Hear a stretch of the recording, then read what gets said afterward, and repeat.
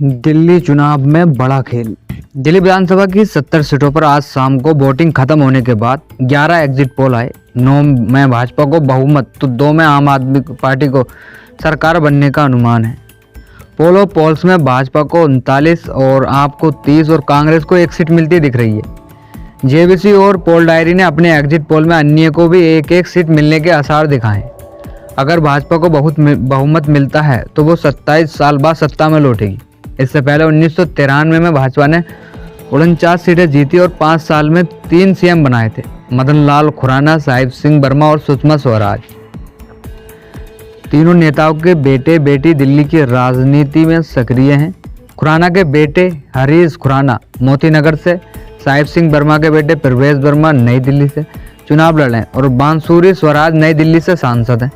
दिल्ली विधानसभा की 70 सीटों पर बुधवार शाम यानी आज 57.70 वोटिंग हो चुकी है। अंतिम आंकड़े अभी नहीं आए हैं। नतीजे 8 फरवरी को घोषित होंगे। सरकार बनाने के लिए 36 सीटों की जरूरत है।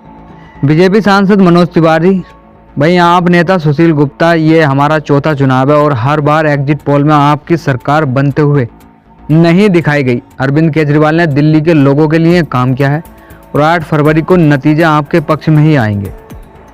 वहीं कांग्रेस सांसद गुरजीत सिंह औजला, जो लोग कहते हैं कि कांग्रेस जमीन पर मौजूद नहीं है, वे कांग्रेस को अच्छी संख्या में सीटें जीतते देखेंगे। आप वापस नहीं आएगी। किसी भी पार्टी को स्पष्ट बहुमत नहीं मिलेगा। तीनों पार्टियों को बराबर सीटें मिलेंगी। चुनाव के दौरान जनता का मूड जानने के लिए 2 तरह के सर्वे किए जाते हैं। वोटिंग से पहले के सर्वे को ओपिनियन पोल कहते हैं, जबकि वोटिंग के दौरान होने वाले सर्वे को एग्जिट पोल कहा जाता है। आमतौर पर एग्जिट पोल के नतीजे आखिरी फेज की वोटिंग खत्म होने के 1 घंटे बाद जारी किए जाते हैं। एग्जिट पोल करने वाली एजेंसियों के वॉलंटियर वोटिंग के दिन वोटिंग बूथ पर मौजूद होते हैं। ये वॉलंटियर वोट देकर लौट रहे लोगों से चुनाव से जुड़े सवालात पूछते हैं। वोटर्स के जवाब के आधार पर रिपोर्ट बनाई जाती है, जिससे पता चले कि वोटर्स का रुझान किस तरफ ज़्यादा है। इसी आधार पर चुनाव के नतीजों का अनुमान लगाया जाता है। लोकसभा चुनाव में दिल्ली की 7 सीटों पर आप और कांग्रेस ने इंडिया ब्लॉक में 7 रहते हुए लड़ा था। इसके तहत आपने 4 और कांग्रेस ने 3 लोकसभा सीटों पर चुनाव लड़ा था, लेकिन सभी 7 सीटों पर भाजपा ने कब्जा जमाया था।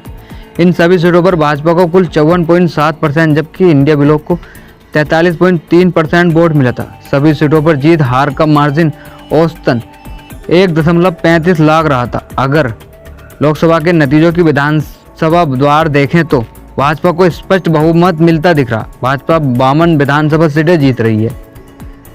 हालांकि 2019 के लोकसभा चुनाव में भी भाजपा 7 सीटें जीती और 65 विधानसभा सीटों पर बढ़त बनाई थी, लेकिन 2020 में हुए विधानसभा चुनाव में आपने 62 सीटें जीतने पर कामयाब रही। वहीं भाजपा को सिर्फ 8 सीटें ही मिली थी।